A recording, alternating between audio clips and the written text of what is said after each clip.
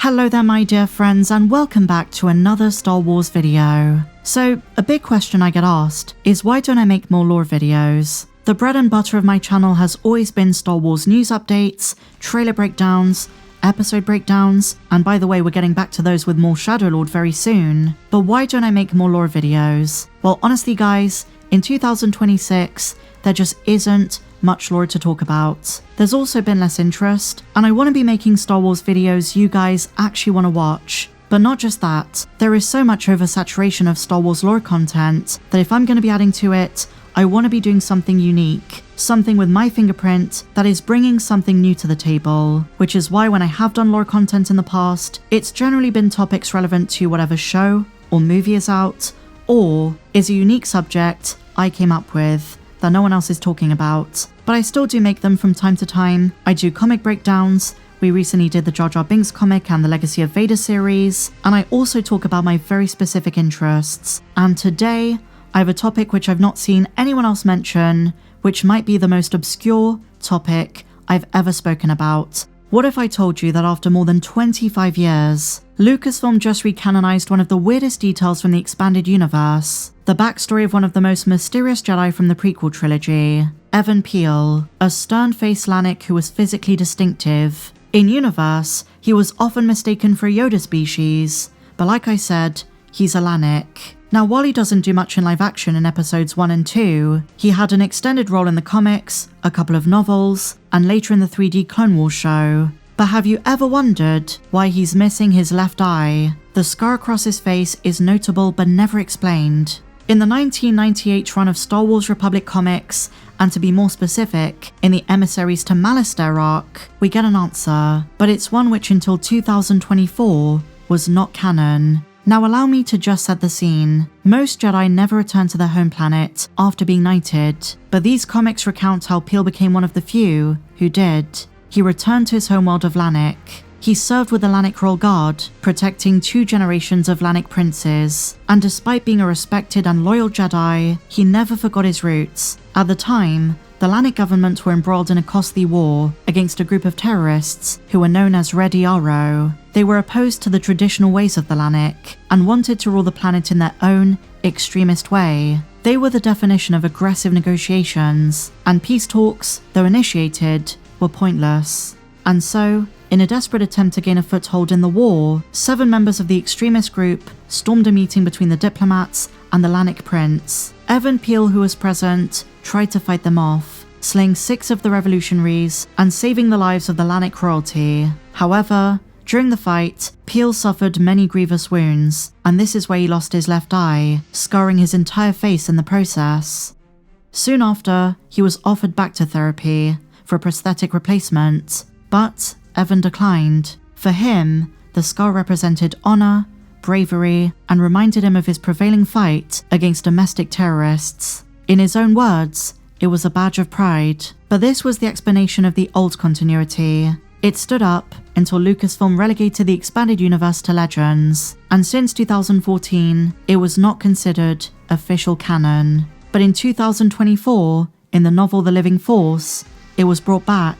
John Jackson Miller provides a very similar explanation. The Red Yarrow group is brought back, as is the fight that caused Even Piell to lose his eye. It's a very weird detail, but as someone who grew up reading these comics, I'm happy about this. I'm glad it wasn't overwritten by a potentially worse explanation. Now, interestingly enough, Lucasfilm has a long and complicated history with the character. He appeared in The Phantom Menace, then Attack of the Clones, but not Revenge of the Sith. And so, there was a gap.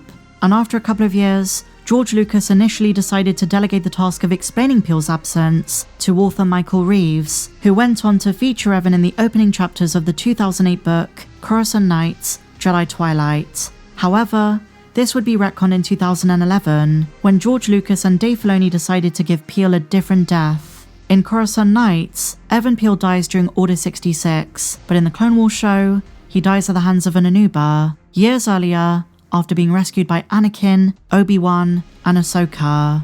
And because this was before Disney, fans were confused about which one counted, Even Piell's death in the book or his death on screen. And so Lucasfilm was forced to respond. Leland Chee said this: "We never explained who Anakin replaced when Palpatine appointed him to the council. and so we just went off the assumption that it was Even Piell who got the short shrift. So when we looked for a prominent Jedi to kill off early on in Coruscant Nights, Even Piell fit the bill. It wasn't until after the Coruscant Nights trilogy was complete that we learned that Even Piell's death would be rewritten in this episode. And so, the animated show, just like any on-screen content, took precedence. Now, I personally was in two minds about the situation. On the one hand, Coruscant Nights is one of my favourite expanded universe trilogies, but on the other, I'm happy Even Piell got more screen time, a dedicated Clone Wars arc, a respectful burial, even with orchestral music. But for those of you who've never read Jedi Twilight, let me read you his original death. Even Piell was one of the lucky ones. Born to an impoverished family on the violence-plagued planet of Lanik, he'd been taken by the Jedi as an infant because of his affinity for the Force. He was raised in the temple, high above the poverty and misery that seemed like his birthright. True, his life had seemed somewhat ascetic, but it was also clean, ordered, and most importantly, full of purpose. He was once a Jedi Knight, but now, in the eyes of Emperor Palpatine, he was a pariah.